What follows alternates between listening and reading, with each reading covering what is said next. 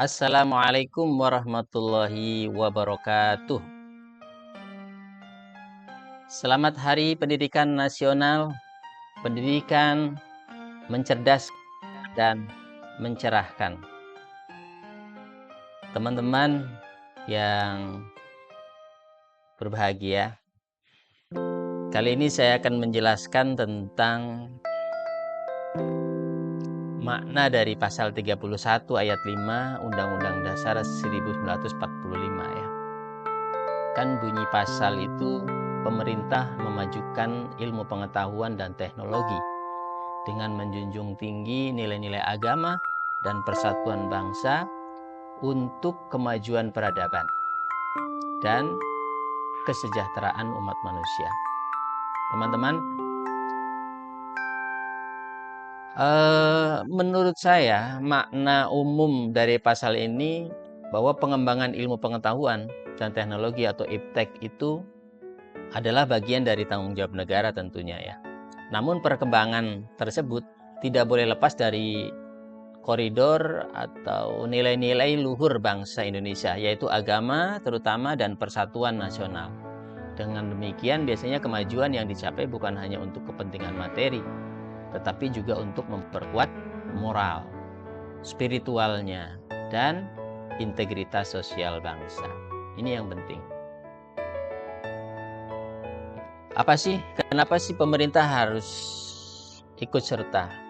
Ya tentu pemerintah memajukan ilmu pengetahuan dan teknologi ini adalah sebagai wujud tanggung jawab. Satu, pemerintah mendukung. Yang kedua, membiayai. Dan tentunya mengembangkan riset, penelitian-penelitian, serta adanya inovasi-inovasi dalam berbagai bentuk IPTEK. Kan biasanya langkah ini mencakup penyediaan fasilitas pendidikan, riset, universitas, kemudian pendanaan, riset nasional, dan kebijakan strategis lainnya ya.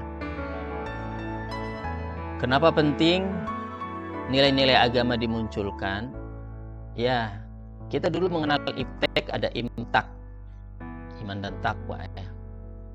IPTEK ini harus tetap mempertimbangkan etika dan moralitas yang bersumber dari nilai-nilai agama. Hal ini penting kenapa?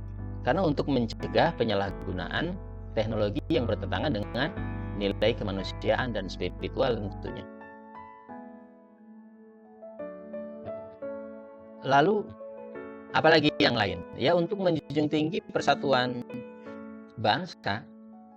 Karena setiap kebijakan dan pengembangan IPTEK itu tidak boleh menciptakan kesenjangan sosial. Adanya perbedaan, adanya konflik antar kelompok. Tapi sebaliknya harus memperkuat dan menyatukan dan kesatuan bangsa Indonesia yang majemuk ini. Tidak ada diskriminasi. Kemudian yang paling penting adanya kemajuan dalam peradaban. IPTEK itu seharusnya menjadi alat untuk meningkatkan kualitas hidup, memperluas wawasan manusia dan mendorong transformasi sosial budaya yang positif dalam skala nasional maupun global. Dan yang terakhir untuk kesejahteraan umat. Ini penting. Manfaat teknologi secara nyata bagi masyarakat luas itu termasuk dalam hal kesehatan. Paling penting itu pendidikan. Ekonomi juga termasuk. Dan lingkungan lainnya. Jadi tujuan akhir dari pengembangan IPTEK itu adalah kesejahteraan bersama. Bukan sekedar keuntungan ekonomi bagi segelintir pihak. Lalu apa contoh nyatanya? Dalam kehidupan nyata, pemerintah membangun pusat riset nasional yang juga melibatkan lembaga keagamaan dalam penyusunan etika penelitian. Pelatihan teknologi pertanian modern untuk para petani dengan pendekatan budaya lokal dan nilai kebersamaan.